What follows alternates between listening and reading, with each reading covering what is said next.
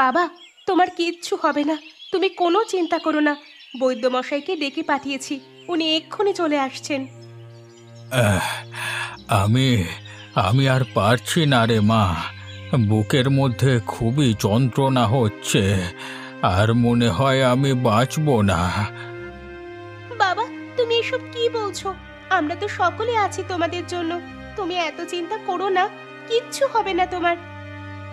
আমার শরীর একদম ভালো নেই রে। বৈদ্য এসেও কিছু করতে পারবে বলে মনে হয় না। তুমি এসব কি বলছো? তুমি ঠিক হয়ে যাবে, একটু সহ্য করো। মা ঠিক কথাই বলেছে, একটু সহ্য করো বাবা, সব ঠিক হয়ে যাবে আবার। আর কিছুই ঠিক হবে না রে, কিছুই ঠিক হবে না। আমার সময় শেষ হয়ে এসেছে, কেউ আটকাতে পারবে না আর। আমার 3টে মেয়েকে ভালো ঘরে বিয়ে দিও মালতী। সুখে শান্তিতে ঘর করবে ওরা। আমি তো আর দেখে যেতে পারবো না। আহ, বাবা, বাবা, তুমি আমাদের সবার বিয়ে দেখে যাবে।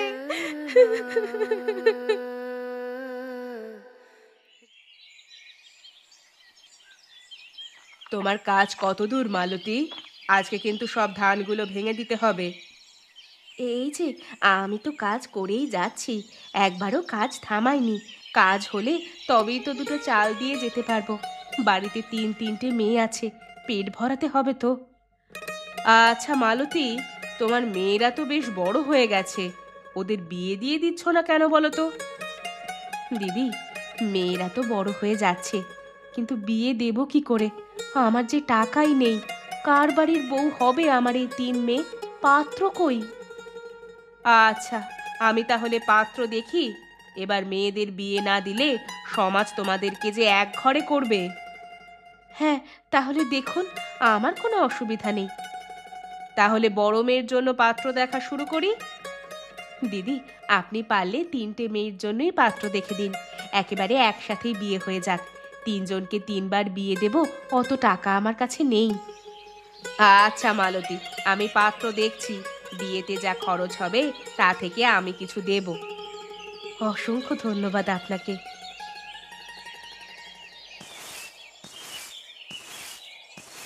রমলা, কমলা, কাজগুলো সব ঠিকঠাক করে করবি। জলদি হাত চালা, মায়ের আসার সময় হয়ে গেল যে। এই তো দিদি, আমার বাসন মাজা প্রায় শেষের দিকে, মা এলেই রান্না বসিয়ে দেব। কমলা, তোর কাপড় কাচা কত দূর? ভালোভাবে কাজগুলো করবি কিন্তু। আরে তুই চিন্তা করিস না রে, কমলা কাজ করছে মানে সব ঠিকঠাকই থাকবে। তুই আর বড় বড় কথা বলিস না, চুপচাপ কাজ কর। এলো আমার কত বড় নায়িকা। এই এই তোরা আবার শুরু করলি ঝগড়া করা? তোদের নিয়ে আমি আর পারি না। চুপ কর, চুপ কর, কাজগুলো তাড়াতাড়ি করে নে। এই দিদি, দেখ না, ও আমাকে কেমন ভাবে বললো। আমি ওকে তো কিছু বলিনি। আরে তুই তো সবার থেকে ছোট, তাই জন্য তোকে একটু রাগিয়ে দিয়েছে আর কি। ও রাগাচ্ছে বলেই তুই রেগে যাচ্ছিস কেন? তুই রেগে গেলে ও তো আরো বেশি করে রাগাবে। মাথা মোটা একটা, কিচ্ছু বোঝে না।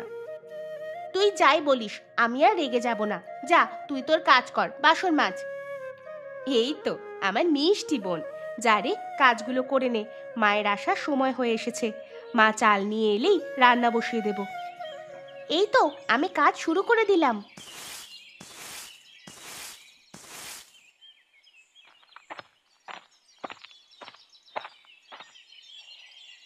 রমেশ, রতন, শুভ, তোরা কেউ বাড়িতে আছিস? আরে কবিতা কাকিমা যে, এসো এসো, ভেতরে এসে বসো।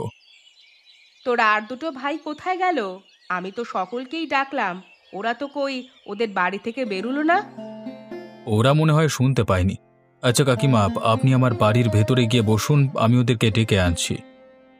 আচ্ছা, তাই কর।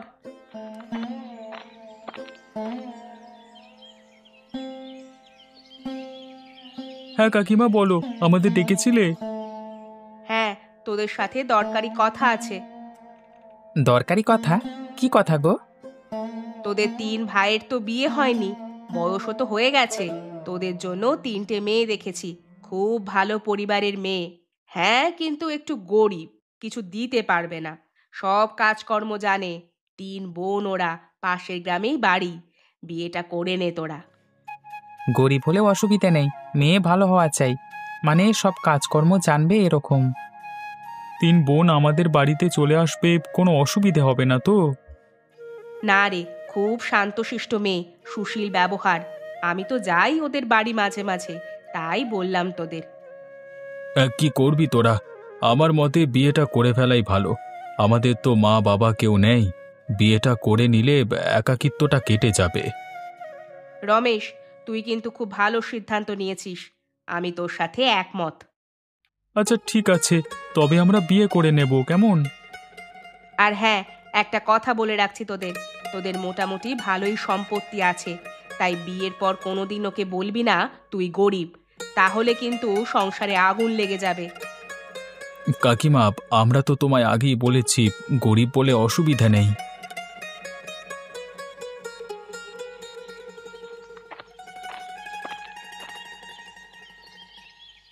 মা, তোদের সব কাজ হয়ে গেছে? বসে আছিস দেখছি। হ্যাঁ মা, আমাদের সবার সব কাজ হয়ে গেছে, তাই জন্য একটু জিরিয়ে নিচ্ছি। বাহ, তাহলে একটু বিশ্রাম কর। আর হ্যাঁ, তোদের সাথে একটু দরকারি কথা আছে। সবাই আয়, এসে বস আমার কাছে। কি কথা গো মা? দরকারি কথা কি হতে পারে? তোরা শোন না আগে। তোদের বয়স তো হলো, তাই আমি ঠিক করেছি তোদের এবার বিয়ে দেব। আমার বয়স বেড়ে যাচ্ছে, আর পারবো কিনা জানি না, তাই তোদের বিয়েগুলো এবার দিয়ে দেব। আর কিছুদিন পর হলে হতো না মা? না, হবে না। সমাজে থাকতে গেলে সমাজের মতো হয়েই থাকতে হবে। কবিতা দিদি তোদের জন্য পাত্র দেখছে, 3 জনের একসাথেই বিয়ে দেব। আচ্ছা মা, আমরা বিয়ে করে নেব, কিন্তু আমরা বিয়ে করে চলে গেলে তোমায় কে দেখবে মা? সে চিন্তা তোদের করতে হবে না, আমি ঠিক কাটিয়ে দেব।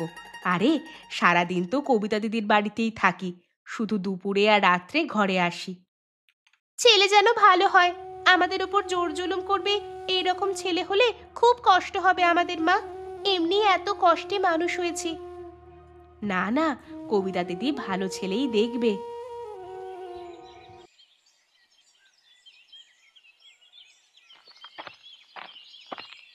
মালতী, তোমার 3 মেয়ের জন্য 3 পাত্র পেয়ে গেছি।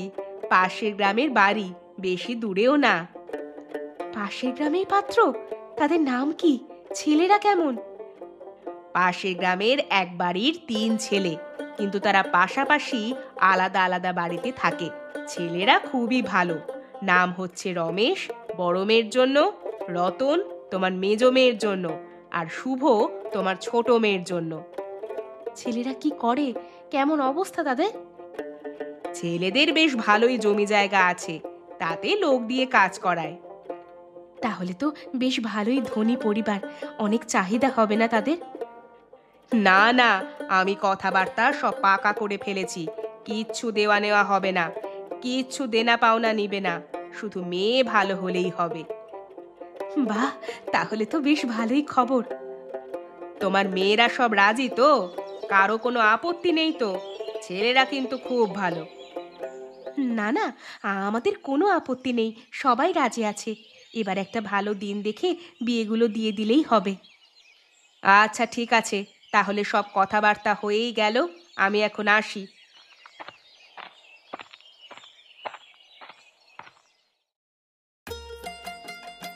বাবা রমেশ, রতন, শুভ, তোমাদের সবাইকেই বলছি, আমার মেয়েদের খেয়াল রেখো, তোমরা খুব সুখে থাকবে। শাশুড়ি মা, আপনি কোনো চিন্তা করবেন না। পাশের গ্রামেই তো আমরা আছি। আপনার কোনো দরকার পড়লে খবর দেবেন, আমরা ঠিক চলে আসব। হ্যাঁ শাশুড়ি মা, রমেশ ঠিক কথাই বলেছে, একদম নিজেকে একা ভাববেন না, আমরা সবাই আছি আপনার পাশে। দীপা, রমলা, কমলা, মাঝে মাঝে আমার সাথে দেখা করতে আসিস মা, না হলে যে আমার খুব মন খারাপ করবে। আমরা আসবো তো তোমার সাথে দেখা করতে, এই তো পাশের গ্রামেই আছি। মা, তুমিও মাঝে মাঝে সময় পেলে চলে এসো আমাদের বাড়ি, আমরা সকলে মিলে গল্প করব, কেমন? যাবো রে মা, যাব, নিশ্চয়ই যাব। আর শোন, জামাই বাবা জীবন যে যেমন বলবে সেই রকম ভাবেই থাকবি, ঠিক আছে, একটু মানিয়ে গুছিয়ে নিবি। তুমি ওসব নিয়ে ভেবো না মা, প্রথম প্রথম একটু অসুবিধা হবে, কিন্তু তারপর আমরা ঠিক মানিয়ে নেব। আমরা 3 বোন তো পাশাপাশি আছি, যখন যা দরকার হবে চেয়ে নেব। সকলে মিলেমিশে থাকবি, একদম ঝগড়া ঝামেলা করবি না। শাশুড়ি মা, এবার আমরা আসি। হ্যাঁ, অনেকটা দেরি হয়ে গেল, যে খুব শীঘ্রই আসবো আপনার কাছে। আচ্ছা বাবা জীবন, এসো তাহলে, সাবধানে যেও।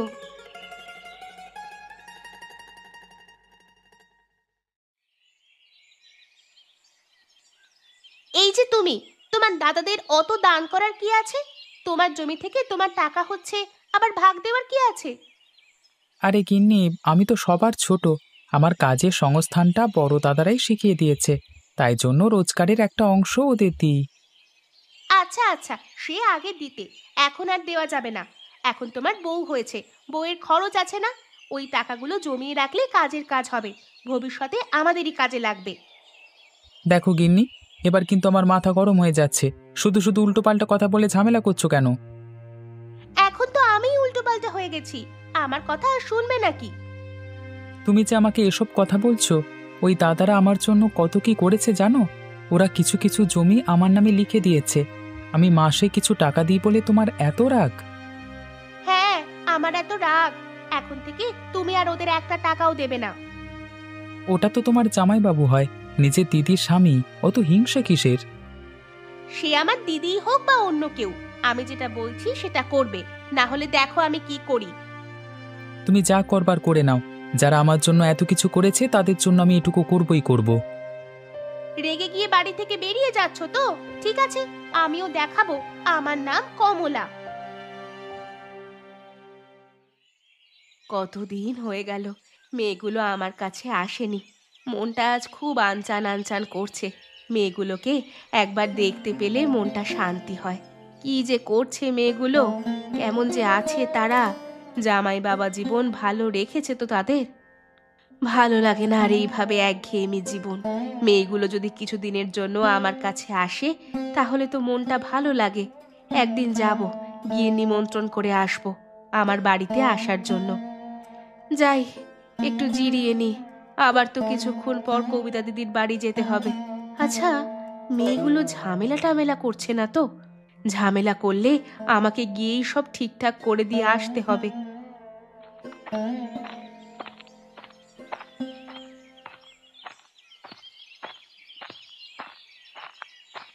কি গো গিন্নি, আজকে দরজার ধারে দাঁড়িয়ে আছো যে? এই তোমারই অপেক্ষায় বসে আছি। আজকে তো সেই কখন বেরিয়েছো, দুপুরে খাওয়া দাওয়ার নাম নেই। তা কি করছিলে এতক্ষণ? ও আচ্ছা, আমি আজকে দুপুরে আসিনি বলে তোমার রাগ হয়েছে? আমি তোমার থেকে এসব কিচ্ছু শুনতে চাই না। তুমি কোথায় ছিলে সেটাই আমি জানতে চেয়েছি। আরে গিন্নি, আজকে তো মাঠে ধান ঝাড়া হচ্ছিল, ওইখানেই দেরি হয়ে গেল। আবার কর্মচারীগুলোকে হিসেব করে টাকা দিলাম, কয়েক বস্তা ধান পাঠিয়ে দিলাম রমেশ দাদার বাড়িতে। আচ্ছা, তুমি আমায় একটা কথা বলো, তোমার শ্যামল দাদা তো তোমাকে কিছু দেয় না, তুমি কি করতে দাও এত কিছু? আমি একটা কথাও শুনবো না রমেশ তার নামে, একদম চুপ থাকবে। তুমি যে আমার উপর চেঁচালে, আমি তো ঠিক কথাই বললাম। কি দেয় তোমার রমেশ দাদা? সেই কবে থেকে এসে দেখছি তুমিই দিয়ে যাচ্ছ। তুমি তো আমার বাড়িতে এসেছো এই কিছুদিন হলো, আর রমেশ দাদা ছোটবেলায় আমাদের জন্য কত কি করেছে সেগুলো তো জানো না। আমরা যখন 10 বছরের, তখন আমাদের বাবা মা মারা যায়। তারপর থেকে আমাদের বাবা মা হলো ওই রমেশ দাদা। সে ঠিক আছে, কিন্তু এখন তো তুমি বড় হয়ে গেছো, আর দেওয়ার কি আছে? দেখো, আমি তোমার সব কথাই শুনি, কিন্তু এই কথাটা তোমার রাখতে পারবো না, ব্যাস। তাতে তুমি যা ভাববার ভেবে নাও।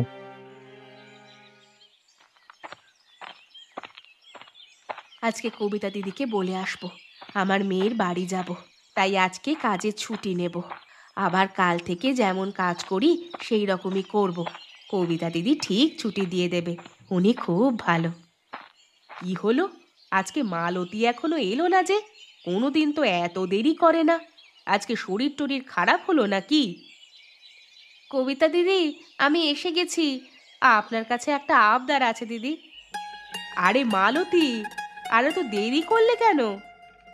দিদি, অনেক দিন মেয়ের বাড়ি যায়নি, আজকে বাড়িতে যাব। আজকের দিনটা দয়া করে ছুটি দেবেন? ও ও আচ্ছা, এইটাই তোমার আবদার তাই তো?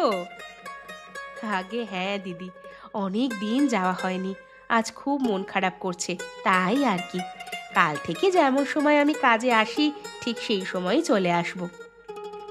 আচ্ছা, তুমি আজকে ছুটি নাও, কোনো অসুবিধা নেই। একটু দাঁড়াও, আমি আসছি। আচ্ছা ঠিক আছে, আমি দাঁড়িয়ে আছি। মালতী, এই নাও, এই কিছু টাকা রাখো। মেয়ের বাড়ি যাওয়ার পথে মিষ্টি কিনে নিও। না না দিদি, এসবের কিচ্ছু দরকার নেই, আমি কিনে নেব। মালতী, তোমায় যেটা বলছি সেটা করো। তোমার মেয়ে কি আমার মেয়ে নয়? আমি দিচ্ছি মেয়েকে মিষ্টি খাওয়ার জন্য। এই নাও ধরো। আচ্ছা দিদি, আপনি যেমন বলবেন। আচ্ছা আমি আসি দিদি, দেরি হয়ে যাচ্ছে। কাল আবার যথাসময়ে কাজে চলে আসব। আচ্ছা সে ঠিক আছে, সাবধানে যেও তুমি।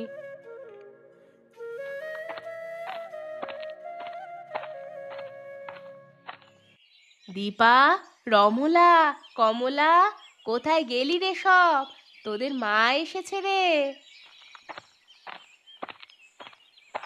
আরে মা, এসো এসো, ঘরে এসে বসো। কতদিন পরে এলে আমাদের বাড়ি। কেমন আছো মা?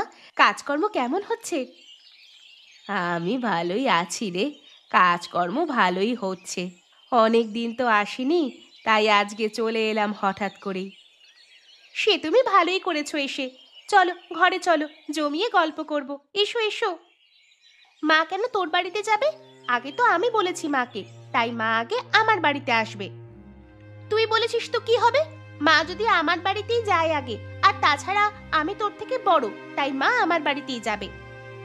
রমলা, তুমি চুপ করো না একটু। এটুকু নিয়ে কেউ ঝামেলা করে? তুমি চুপ করো, একদম বেশি কথা বলবে না। আহ, তোরা এই সামান্য বিষয় নিয়ে ঝামেলা করছিস কেন? আমার আশাটাই ভুল হয়েছে। তোরা তার মানে এইভাবে ঝামেলা করিস? না না মা, আমি ঝামেলা করি না, ঝামেলা তো রমলা করে।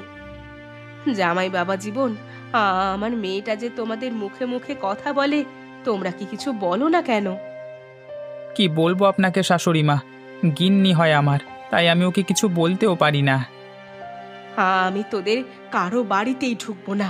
তোরা যদি জামাই বাবা জীবনের মুখে মুখে কথা বলিস আর এই ছোট ছোট বিষয়ে ঝামেলা করিস, তাহলে তোদের মাকে আর দেখতে পাবি না, এই আমি বলে দিচ্ছি। এরকম কথা বলবেন না মা, আমাদের তো মা বাবা কেউ নেই, আপনি তো আমাদের মা। আচ্ছা বাবা জীবন, আমি এখন চলি, পরে কোনো একদিন আসবো। এই তো এলেন, এক্ষুনি চলে যাবেন? আমার মেয়েরা যতদিন না পর্যন্ত মানিয়ে নিচ্ছে, ততদিন আমি আসবই না।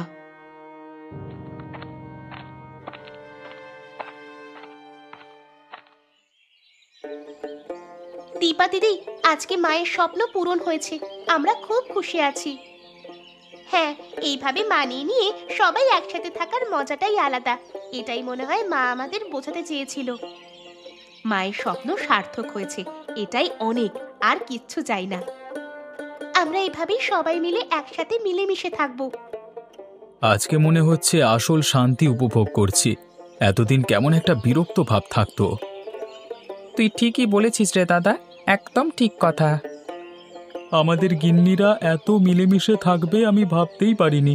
আজকে আমরা খুবই আনন্দিত।